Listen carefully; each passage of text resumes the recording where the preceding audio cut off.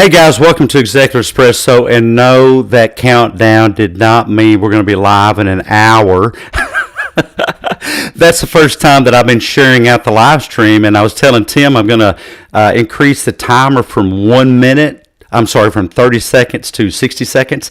And then I just noticed it's saying you're going to be live in an hour. But next time I may go ahead and click on that and say they're live in an hour. But hey, we're glad that you're here. We've got a wonderful guest on deck today. This is Executive Espresso, your little corner coffee shop talking about the intersection of business, psychology, and mindset. And today we have Tim at Citizen YVR. That's his X handle. He's a seasoned venture capital advisor, a startup strategist. He's a systems engineer. And Tim helps executives and founders really engineer their way to unstoppable business growth and that can avoid some cost and mistakes. And we're just so glad that you're here today, guys. We're going to be talking about engineering that startup mindset, some smart funding strategies, how to risk-proof your business, the psychology of mastering those negotiation contracts, the power of hiring quality people, and Tim's going to leave you with a great affirmation at the end. Tim, it is so good to have you here today. Welcome to Executive Espresso. And yeah, guys, we've got a brand new layout, so we're in for all kinds of new stuff today. But Tim, tell us how you got in this business of consulting and doing what you do. Absolutely. It's a pleasure. Thanks for having me. I got into consulting, I think, because I love variety, and I used to work in small, medium, large corporations, and I think working as an employee can get a bit stale, personally for me. So decided to consult about 9 or 10 years ago and never looked back. Wow, that is just awesome. And so I suspect you've got some really interesting stories. I look forward to hearing those today. But just to kind of get started off here, to ask you a few things, I've got a whole bunch of questions here. But what is tell us about, I mentioned earlier that we're going to talk about a variety of things, but talk to us about, I don't know where to start. How do people really master engineering a startup mindset? How can they organize their mindset to really strategically engineer some systems that may give them a competitive advantage? That's a wonderful question. I think at the most fundamental level, startups are about identifying and managing risks, and that's what engineers do every day. And I think two risks that come to mind that are really big is competition risk, especially if your startup is working in what we call a red ocean, which is to say a market where there's many competitors. And another big risk is team execution risk.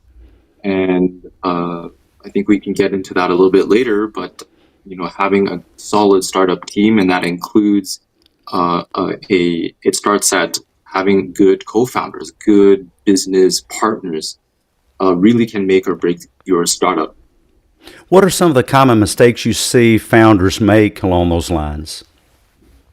That's a wonderful question. I think a few common mistakes. One is founders fall in love with a solution, and they fail to understand and establish product market fit. So, for example, everyone, AI is the rage, all the rage these days. And so there are startup ideas where they're seeking to integrate AI into their product and make it central. But the question should be, is that necessary, right? And I think being solution agnostic is important to be able to think outside the box in terms of creating a solution to the problem that the startup fundamentally is seeking to solve. Yeah, I think that happens in so many relationships. I do psychology, I have a private practice. And so one spouse or the other, or in a business, one business partner or the other, they will come up with a solution, but then they think that they have to market that solution to everybody instead of coming up with a solution that is self evident. And I kind of have a theory that the best solutions are going to rise to the top anyway, that you don't have to really lobby for them. You need to explain them. I love what Amazon does. Amazon, I don't know if they do anymore, but it's in Steve Anderson's great book, that if you have an issue or a solution, that you need to develop about a 3-page explanation of that, a pro forma, so to speak, and bring it to the meeting. And then you just present the data, you present the facts. You need to explain it well. But then I think one of the greatest things that I found that we can do in business and in life is falsification. Falsify your solution. In other words, look for all the cracks, look for all the shortcomings. And what is it about, I don't know, maybe entrepreneurs, innovators, business leaders, that they just think that the solution is them and they're the solution. And then if you critique my solution, how dare you critique my solution? Why do you think that business leaders fall into that trap? That's a great question. I think one of the biggest thing is, a startup really is a highly creative, highly energy intensive sort of endeavor. And for anything like that, when people are pouring their soul into the endeavor, there is a certain very real sense that a part of them is in that startup, in that sort of solution, in that product. And so to your point, I think just psychologically, people sometimes feel personally attacked when it might be a well-intentioned friend, family member, or a venture capital associate like myself, and we're just trying to point out potential, as you said, kind of like holes in the solution.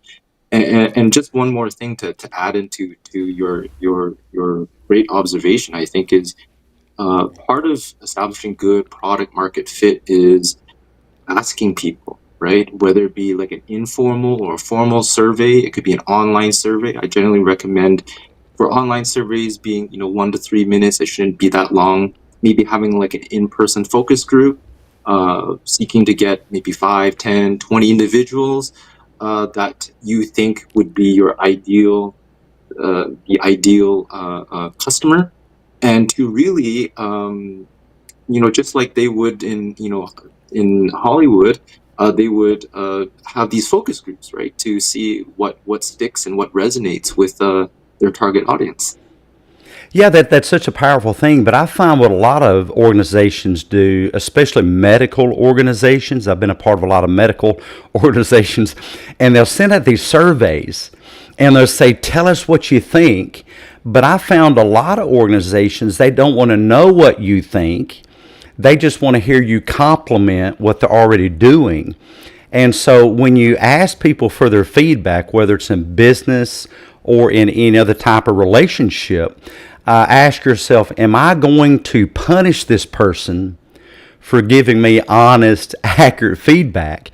And if they have an experience with me that when they give me honest feedback, I'm going to be punished. Well, why would they give you honest feedback? Why would they tell you anything that they think you may disagree with? Because they know that you're going to make them pay for that, And so I think that finding ways to form relationships where you give people permission to disagree with you, permission to tell you, hey, that idea is crap, permission to point out your weaknesses as a leader. Or this live stream, I've had people give me great critiques, including my guests. One of the things that I told Tim before we got on today is at the end of our live stream, please do tell me what you think I could do to improve upon. And Fiction, thank you for being here. I really appreciate that. He says, good point. And you guys, if you have questions for me, comments for me, questions for Tim, please do drop those in the chat. Really appreciate Joshua being here. The glasses Doc wears are fire. Hey, thank you. Yeah, look for those long and hard. I like the color code. They are. I agree.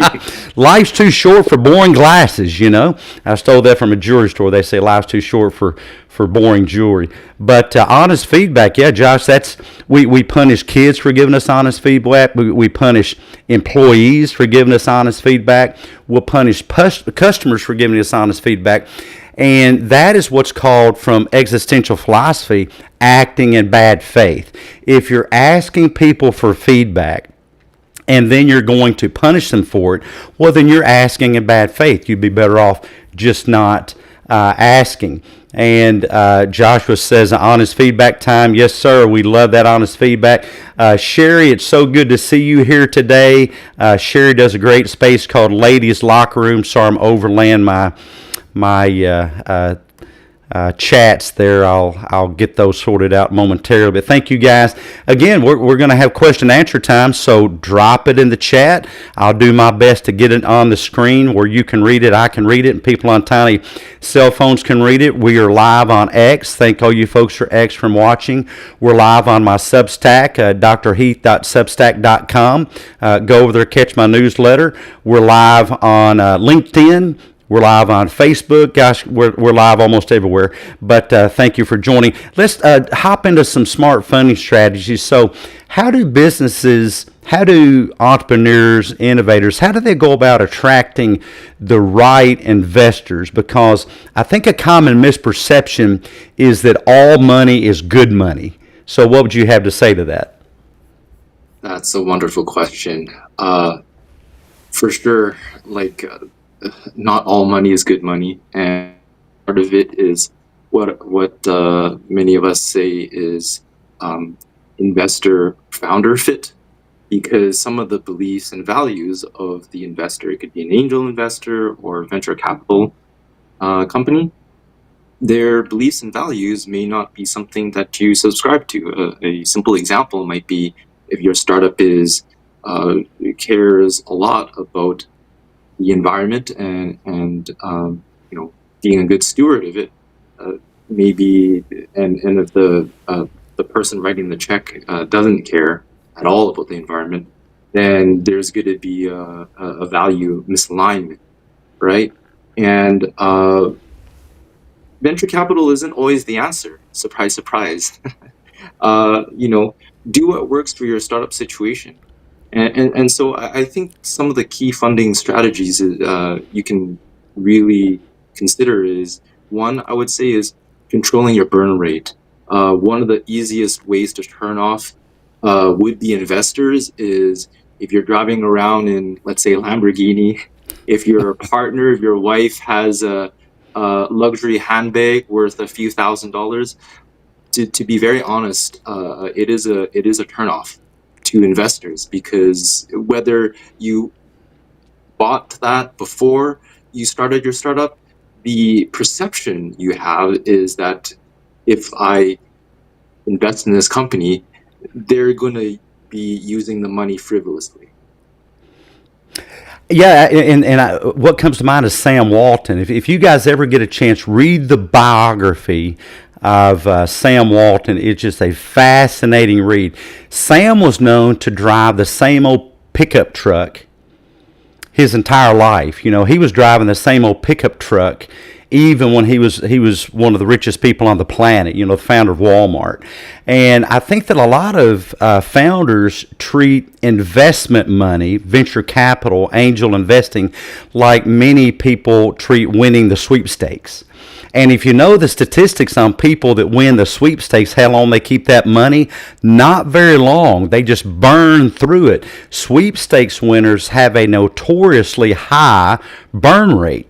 And so what I would share with you, one of the words I think that shows value to investors is stewardship. It's a really boring word.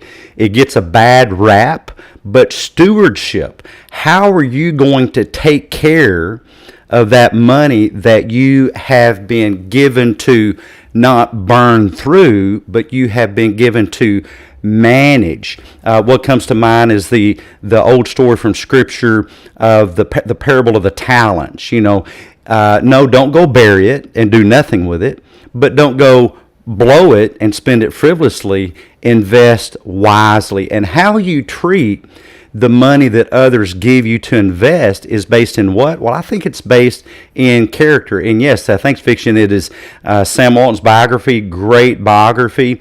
Another thing that you can look at is how you keep giving back. J.C. Penney, actually there's a guy that founded J.C. Penney. His name was J.C. Penney.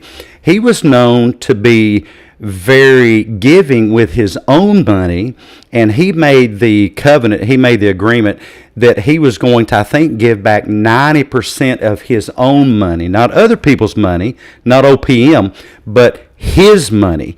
And so if you want to be frivolous or giving with your money. When investors give that to you, that is not your money, that is their money. Well, we've got a few more minutes here. So how can folks risk-proof their business? I put in there in the show notes that we're going to talk about what's called a pre-mortem framework. How do you spot hidden vulnerabilities early? How do you avoid devastating pitfalls before they happen? What do you recommend, Tim? Great question. The failure rate of startups, technology startups, are astronomically high, greater than 90%. And so in order for you to inoculate sort of your startup, you need to really systematically identify certain major risks. And as one of the ones I alluded to earlier is a poor product market fit. How can you do that? I would say validate it as early as possible. Look at doing market surveys, look at doing what they call a fake door sort of MVP, which is to say, offer that product, but don't go build it out in its entirety. Maybe try it out using a manual process or a semi-manual process, if that's at all possible. For example, if your startup is going to organize information and then make it actionable, for example, a phone call to a warm lead, consider using, for example, a spreadsheet and collecting, collating, analyzing the information, and actually literally calling those clients, right? To test out, hey, is this something that your customer wants? And if they want it, they will tell you ultimately by buying your service. So I think that's the greatest indicator, is actually in terms of traction is a paying client. But barring that, having good feedback is so important. Another thing is having little to no traction. So I think before launching a startup, it's so important to select metrics to measure your traction. And that could be things like monthly active users, your user growth month on month, having revenue ultimately, because as they say, you can't improve what you don't measure. And I think the third and final point to consider is in terms of risk is having a lack of sustainable scalability, which is to say you might have an initial batch of clients, let's say customers, but then as you're growing, you're hiring more people, you're kind of stalling out in terms of that revenue growth. And the solution to that is really zeroing in on what are called unit economics. Tracking your startup again using metrics like CAC, which is customer acquisition cost, or margin, your percent profit, right, on a month to month and on a quarterly basis. And finally, I would say having very honest and candid conversations with your co-founders in terms of very important things. One of the chief ones is, how is money being spent? Because in many respects, your business partner is like your life partner. And a common failure mode, you can say. I'm sure you can attest to that, Dr. Heath, in terms of marriages falling apart. Is one of the common ones is a fundamentally irreconcilable difference in opinion in terms of how money is spent. It really is, and it's about what is your mission. I remember being trained by Stephen Covey. I was one of Stephen Covey's trainers for his 7 Habits of Highly Effective People. And one of the first things he had us to do was sit down and write out a mission statement. I'd actually, back in that day and age of all the psychology I'd had, this was the early 90s. I'd never really thought about, I don't know that I'd even heard about a mission statement. And so this problem does happen in relationships, whether it's marriages or a business partnership, is that you don't agree on mission, or you don't stay mission focused, which then leads to getting off mission, or different people developing missions that diverge one from the other. And so I think this is the value of really everything Tim is talking about. And what he's talking about is these 3 things: relationship, relationship, relationship. Relationship with your investors, relationship with your partners, relationship with your customers and your employees. And that's really a hard balance also, because it results in a high churn rate, turnover, for both employees. Some places just don't pay any attention to that at all. They really have a very theory X management style that employees are like racehorses, and you work them and work them and work them until you wear them out, and then you send them to the glue factory and just go get some new racehorses. Well, that costs money. Churn rate and employees cost money that you can calculate. There's a mathematics to that. Most innovators think nothing of it. I think, as much as we all love Apple and our iPhones and everything, I think that Steve Jobs did a terrible job on valuing his employees. And I think I've heard him say as much before he passed away. Same thing in relationships. And so it's about relationship, relationship, relationship. And then what is the secret nutrition for relationships? It's communication, communication, communication. Don't assume that you're going to remain on the same page with your co-founders after year 1, 2, 3, 4, because values change, and changing values could spell doom for your company. Joshua has a great question I put up there a few times I want to get to before we run out of time here. Could you all speak to your experience, the differences in good management versus good leadership? And he said that he realizes that they don't always go hand in hand. What do you think? Is there a difference, Tim, between good management versus good leadership, and do they go hand in hand or not? Joshua, that's a wonderful question. I get a lot of inspiration from Simon Sinek, who talks about leadership a lot. And one of the talks that really left a strong impression on me is, I believe it's based on a book. It's called Leaders Eat Last.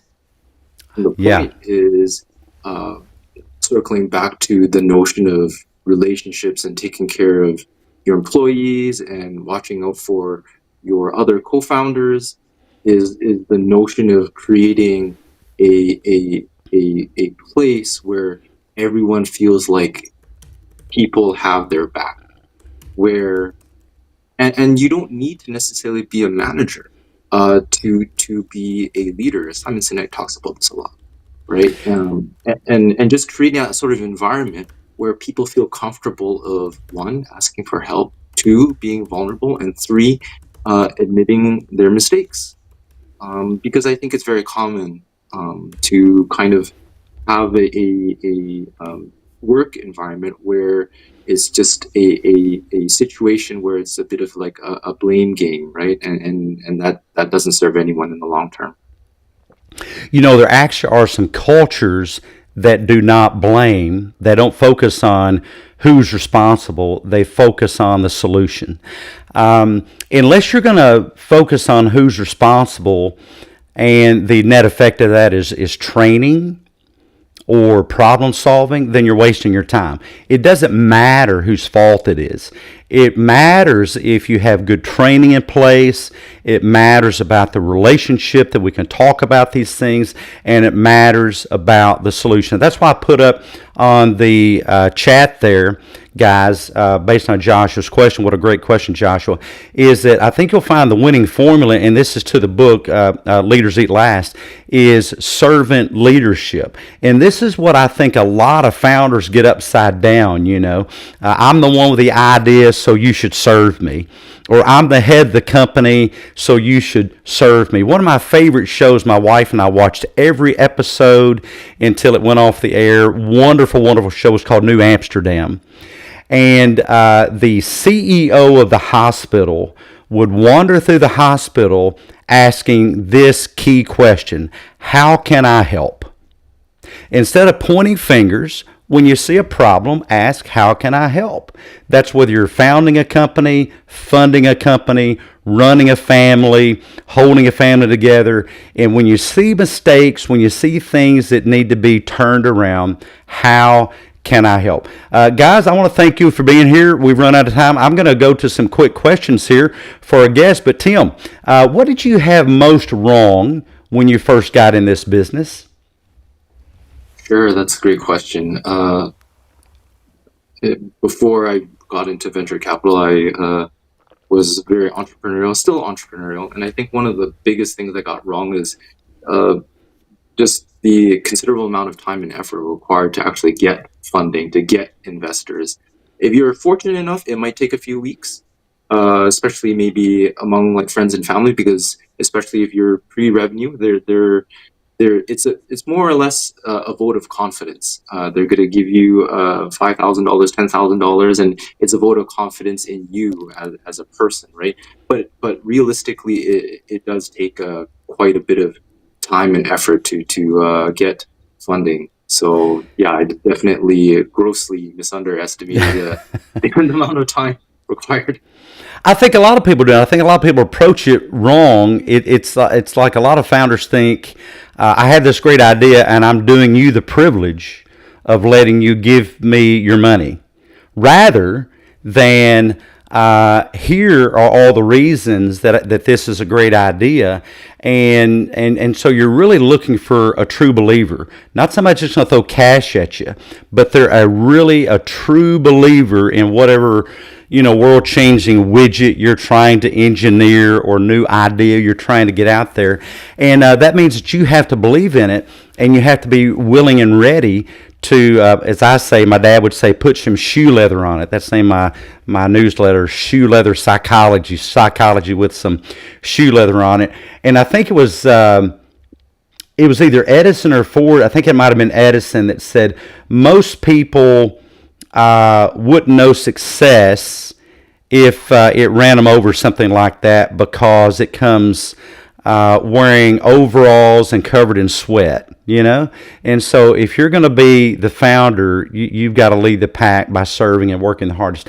What's your own current top mindset struggle? What are you still struggling with? Because I want to indicate to your audience that just because Tim's the expert here doesn't mean that he doesn't struggle with things, and I struggle with things also. What do you think, Tim? Yeah, great question. I would say pushing through uncertainty, going through those unknowns, getting blindsided, and sometimes getting a bit traumatized from that, I would say is a big one. And you don't know what you don't know, and I think that's always a struggle. It's okay not to know. And then as a venture capitalist, because it is a very risky form of investing. And finally, what's your go-to mindset hack when things are not going well, things are falling apart? What do you do? What do you tell yourself? A mindset reset to keep yourself going. Great question. I would say the power of compound progress, right? James Clear from Atomic Habits talks about it a lot. If you improve just 1% every day, when you look back over a year, you're going to have approximately a 37 times 37 multiple in terms of growth. And I think sometimes just moving the needle forward just a little bit, and having that self-compassion. Sometimes, we all experience days where maybe we're sick, we have a kid or a life partner that's ill, and having that sort of compassion that, okay, maybe the reality is I'm not operating at 100%. And just knowing that it's for a season, but just moving that needle forward even 1% every day, and just realizing the power of compounding, I think is a good self reminder for me. I love that. I love that. That is so great. I love the concept of 3 steps forward, 2 steps back. Most people ignore the 1 step ahead and hyper focus on the 2 steps back. But if you take every day, if you have 3 steps forward, 2 steps back, at the end of a year, you've still got 365 steps forward. If you let the 2 steps back sabotage you and you sit on the couch to eat potato chips all day long, then you lose all those steps ahead. Keep on taking steps. Tim, how can folks get in touch with you? Share out with us your socials where they can reach you. Sure, absolutely.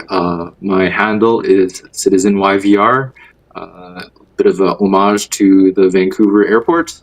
So that is my handle on X. And you can also look me up on LinkedIn. First name Tim, last name Yao, Y-A-U. And I should be on there. I work for Vine Ventures, which is the VC that, it's been great. And feel free to reach out. How do you spell that? Line Ventures. Oh yes, Yao is Y-A-U. And then Line Vent. Oh yeah, is it Yao Ventures? So the VC firm I'm with is Vine, V-I-N-E. Oh, Vine. Ventures. Vine. Okay, cool. Fantastic.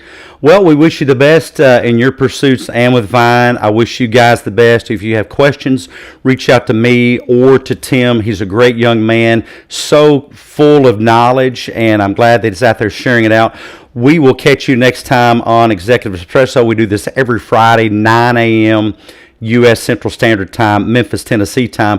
It's sponsored by my Mindset Masterclass. Hop over there. It is school.com/mindset. School is spelled SKOOL. And I look forward to seeing you here next time. If you're looking for a newsletter to invigorate your mindset, it is drheath.substack.com. Have a great weekend, guys. We'll catch you next time. Bye-bye now.